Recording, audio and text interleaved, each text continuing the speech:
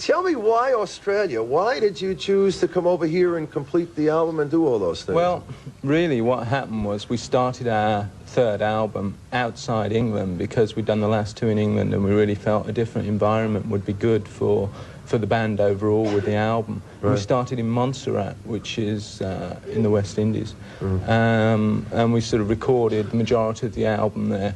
We actually got the recording done, but couldn't stand the place. We were going to go to Nassau. From there, more desert islands, more beach. And we decided we got too far away from it all, so we went to Sydney. Just a bit too far out. Yeah, I think the thing is there, it's all very nice and very well laid out and everything, but it just didn't suit this band for a working environment because you tend to find yourself when there's blazing sun every day and lots of swimming pools and one cold little studio. It's not really that good a working environment, certainly not for us. And we finished our time there, we sort of ran over, and we decided we needed to mix it somewhere else, and Sydney was the sort of place that everybody agreed on because we all like it here.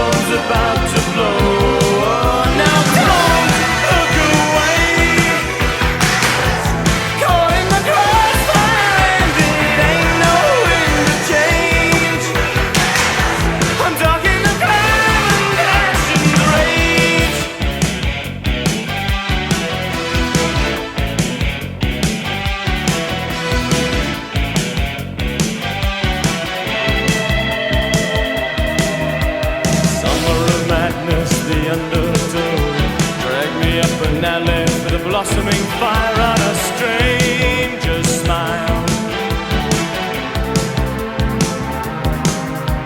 Right away, oh, how the sky is so easily cracked. So your heart turns faith is dark and it's done to black. Rays on the shoulder, like the clouds in the afterglow. They gather when the storm's about to blow. Oh, now don't look away. Caught in the crossfire and it ain't no wind to change. I'm talking of crime and passion's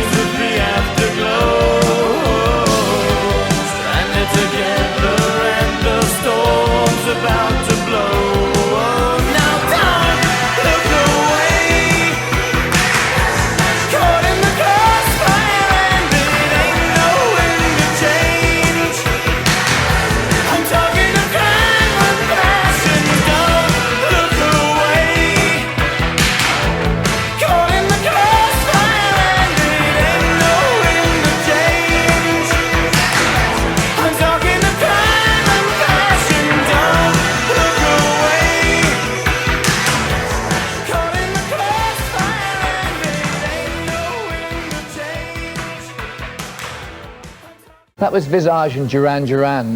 Duran have become somewhat enormous teen heroes recently in England, and probably have carried on the sort of Beatle tradition from way back. It's remarkable to see so much style and class suddenly becoming apparent in video, and one would wonder whether these guys ever get dirty knees.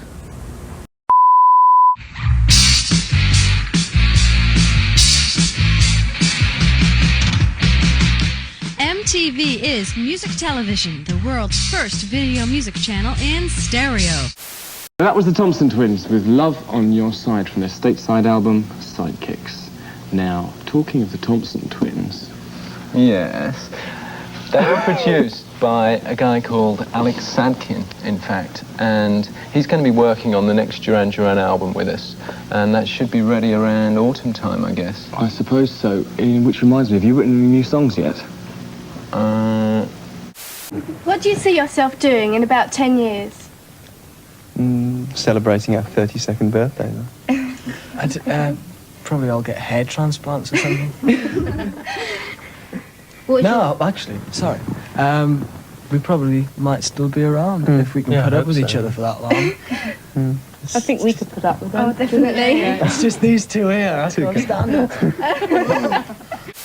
For Wolverhampton, Karen Evans writes, what will be the new album, what will it be called, and when's it going to be released? The new LP.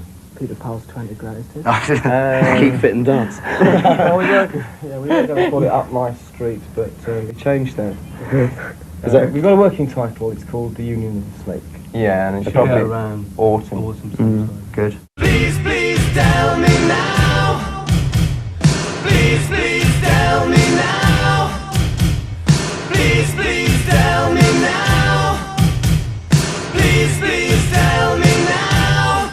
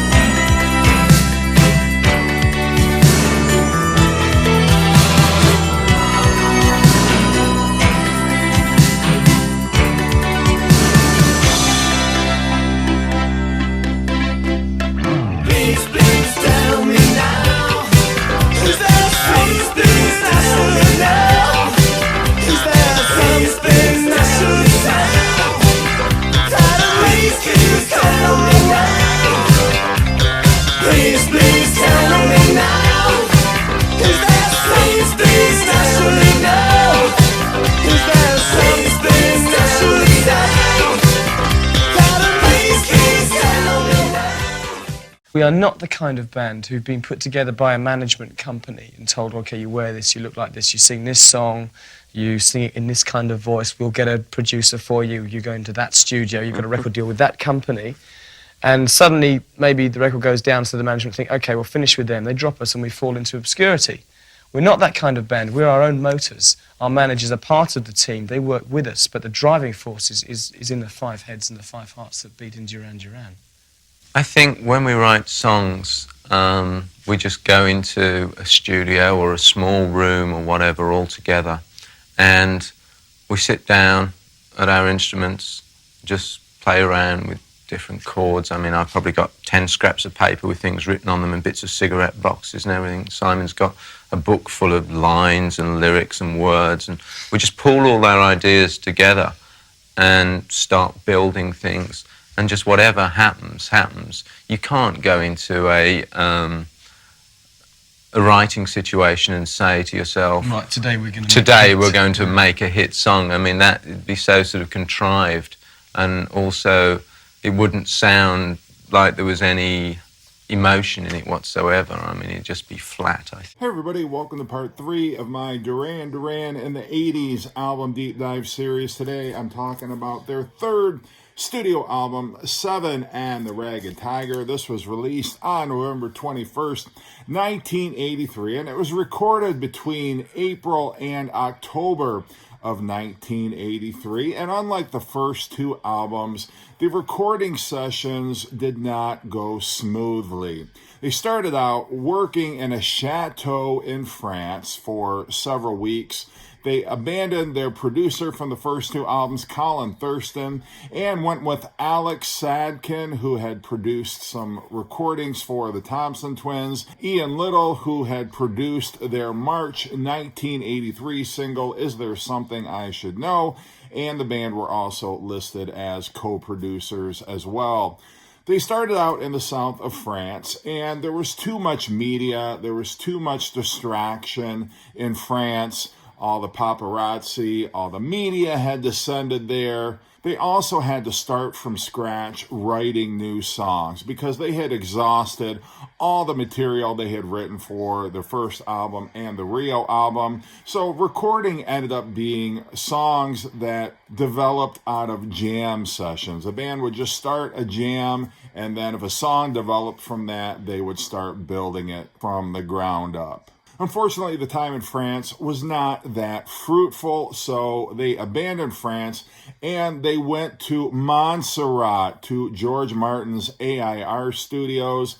They began recording there for several weeks. However, unfortunately, there was a problem with the equipment. The technology wasn't working right. The engineers there were less than cooperative. So after several fruitless weeks in Montserrat, they finally moved to Sydney, Australia, where they had had several positive experiences on tour and finished recording the album in Sydney. This was the first album that they recorded as actual megastars. For the first album and for Rio, they were not one of the biggest bands in the world. But there was no denying for 7 and the Ragged Tiger, they had definitely reached superstar status. So the pressure was definitely on. Recording progress was slow. Both John Taylor and Andy Taylor had been using cocaine, and there was also some internal dissension about the direction that the new album should take. Fortunately, they were able to resolve those differences, at least temporarily, and the album was released on time before Christmas. This happens to be my favorite Duran Duran album. Is it their best album? No. Rio is probably their best, but I've always had an affection for this album. But it's especially the deeper tracks that I really like off 7 and the Ragged Tiger. The album went to number 1 in the UK, but only number 8 in the US, which I was kind of surprised by. I thought for sure this album would have hit number 1, but it didn't. It only got to number 8. It feels a little strange saying only number 8. I mean, that's still an impressive chart position, but still. The 7 and the Ragged Tiger, what does that title mean? Well, the 7 refers to the 5 band members and their 2 managers, and Ragged Tiger was meant to represent fame and all the pressures of superstardom. Of course, the album was accompanied by a number of multi-million-dollar videos, which of course made a big impression on MTV, but critical reaction was pretty harsh when this album came out. Critics who had loved Rio were not impressed by Seven and the Ragged Tiger, and yes, it is a bit more polished. It is moving even farther away from their new wave synth pop sound. And yeah, there are synthesizers, but a lot of rock bands were using synthesizers in the early 80s. So that didn't necessarily make it a synth pop album, but it's more polished, it's more singles oriented, but it's still a solid album in retrospect. All right, so anyway, let's get into the songs on Seven and the Ragged Tiger. It opens with The Reflex, which is one of the most overplayed Duran Duran songs, probably. There's a number of different dance remixes that were released. You actually have two members of the band Chic that are doing background vocals on this song, but it's a very up-tempo, very propulsive pop rock song. It's not one of my favorite Duran Duran singles, but I think it is a very effective way to kick off the album.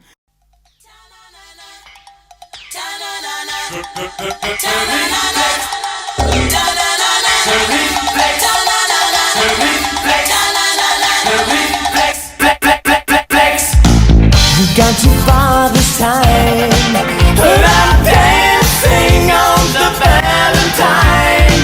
I tell you, somebody's fooling around with my chances on the danger line.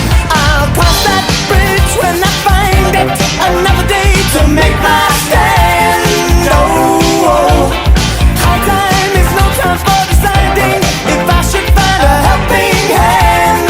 Oh, why don't you use it?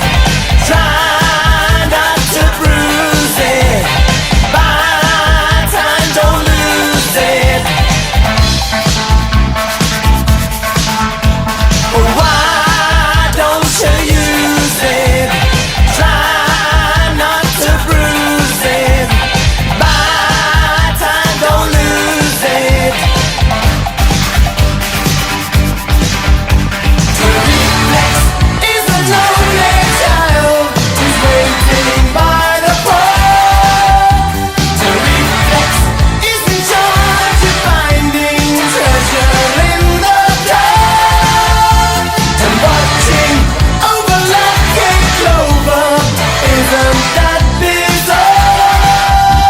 Every little thing the reflex does leaves you answered with a question mark.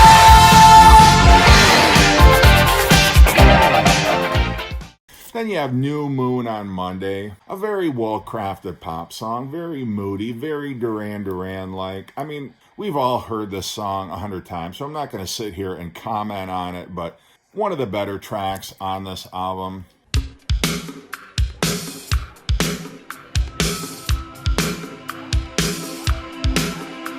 Shake up the picture, the laser mixture with the dance on the eventide.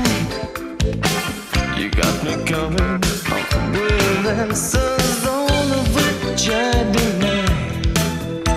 I said it again, but could I please rephrase it? Maybe I can catch your eye. I couldn't really put it much plainer, but I'll wait till you decide. Sending you warning silent, as if I could ever hide. Last time, la la la, I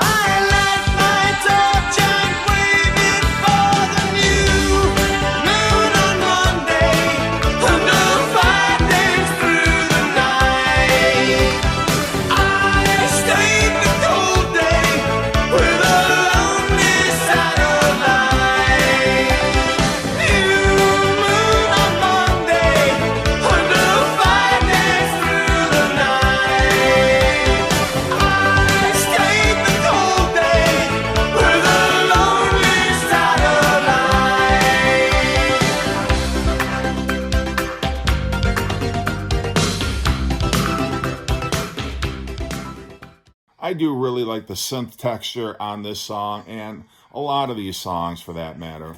I'm looking for cracks in the pavement when I'm talking about the deep tracks on here being fantastic. I'm going to start with this one. I'm looking for cracks in the pavement. That chorus just grabs you and hooks you in.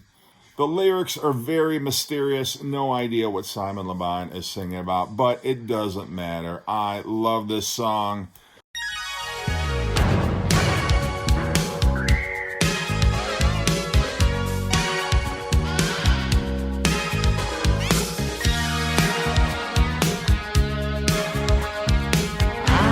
Shed my skin when the party was about to begin. Our lights is away, but I'm walking back tonight of all nights, when I should be feeling just right. Don't wanna be in public, my head is full of chopstick, I don't like it. Something on my mind, breaking open doors I sealed up before.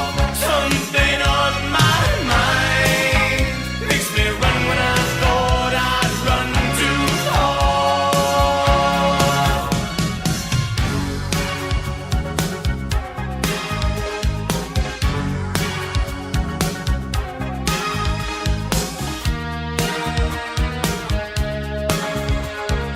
Somebody shaking my tree. Maybe that somebody is me. I'm standing in the light, but I'm making a break for the shadows on the cinema wall. Should be mine, but I'm not that tall. Now I'm saying this in private. If I had a car, I'd drive it insane. Something on my mind, breaking open doors I sealed up before. Something on my mind makes me run when I thought I'd run too far. Something on my mind, breaking open doors I sealed up before. Something on my mind makes me run when I thought I'd run too far.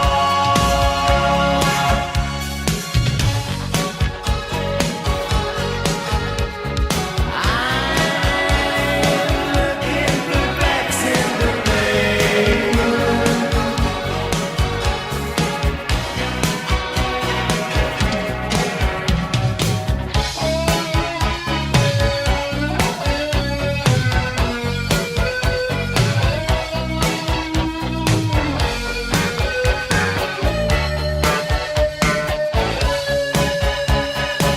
Something on my mind, breaking open doors I sealed up before. Something on my mind makes me run when I thought I'd run too far.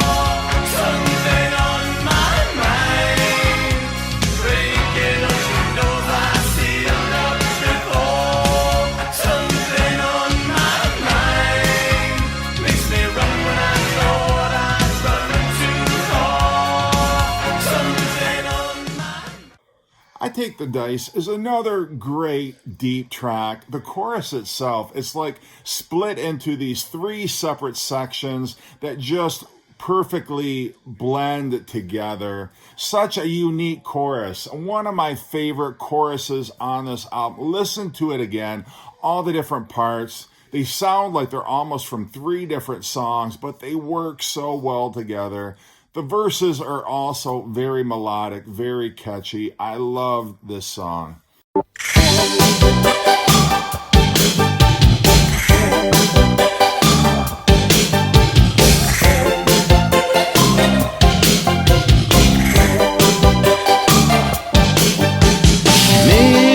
midnight. Think I'm gonna make it through the magical night. Should be rolling the crash in their lives. Headlines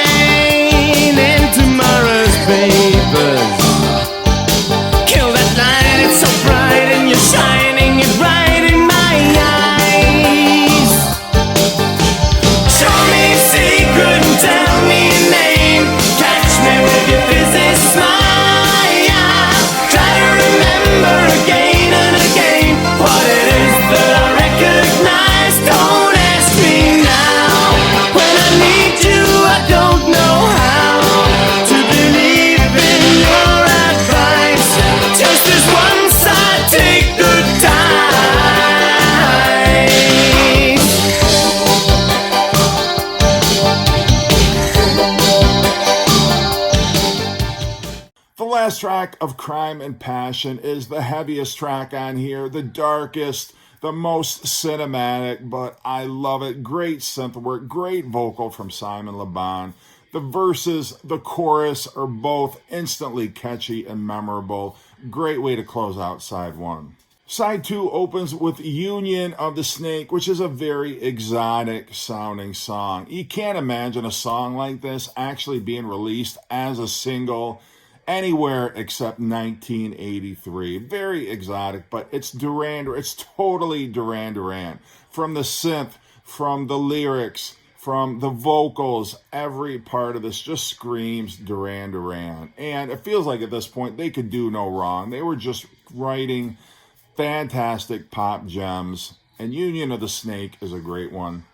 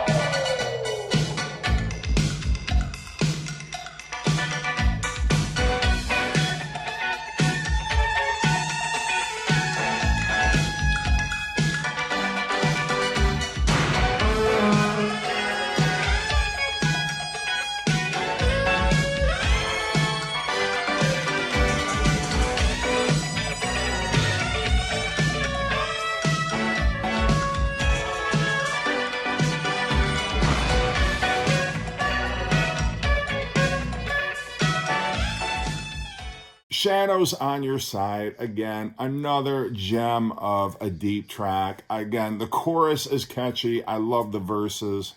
I love the ending that just kind of comes out of left field. Like it has no relationship to the rest of the song, but the way that it ends, the way that it fades out is just brilliant.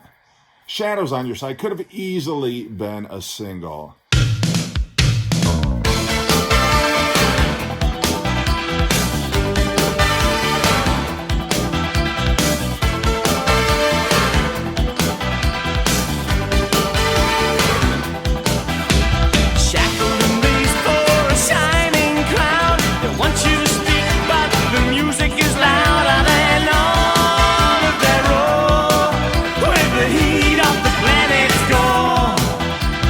Shadow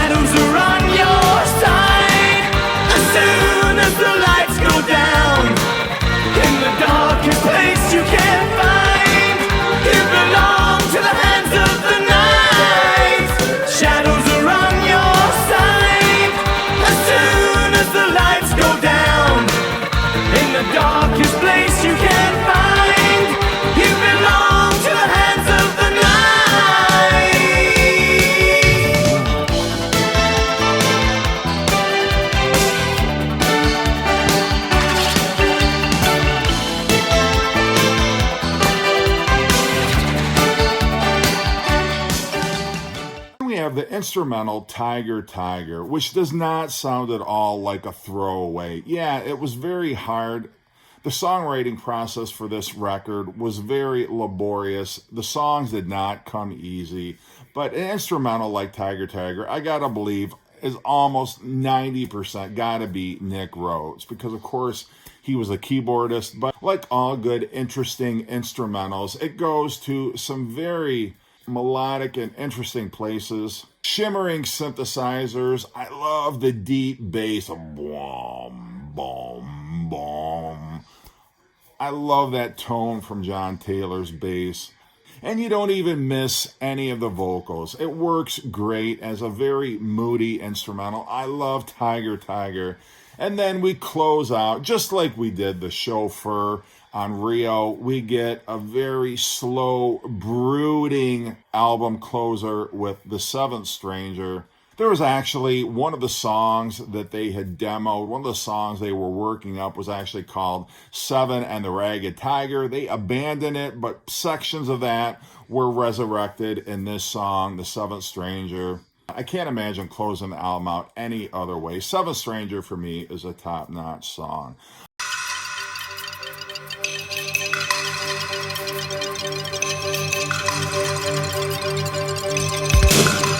Those words are all remainders, echoes growing in the heart of twilight. They lay back laughing at naivety's start, awaken all those whispers, the dusty shadow of a passing favor. I wouldn't say that you were ruthless or right, I couldn't see from so far. Was I chasing after rainbows? One thing for sure, you never answered when I called, and I wiped away the water from my face to look through the eyes of a stranger. For rumors in the wake of such a lonely crowd, trading in my shelter for danger. I'm changing my name just as the sun goes down in the eyes of a stranger. All right, so that is my take on Seven and the Ragged Tiger. Hope you're enjoying these deep dives. Now, the next episode is going to be a little different, okay? Because what happened after this album is Duran fractured. They didn't break up, but they fractured. And so in 1985, we got 2 albums from this fractured Duran. And for the next episode, I want to cover both those albums, and I want to cover the live album Arena. I'm not going to spend a whole lot of time on Arena, but it definitely is worth talking about. So the next episode is going to be a little out of the ordinary, but I'm going to try and make it work my best. So hope you're enjoying this, and take care.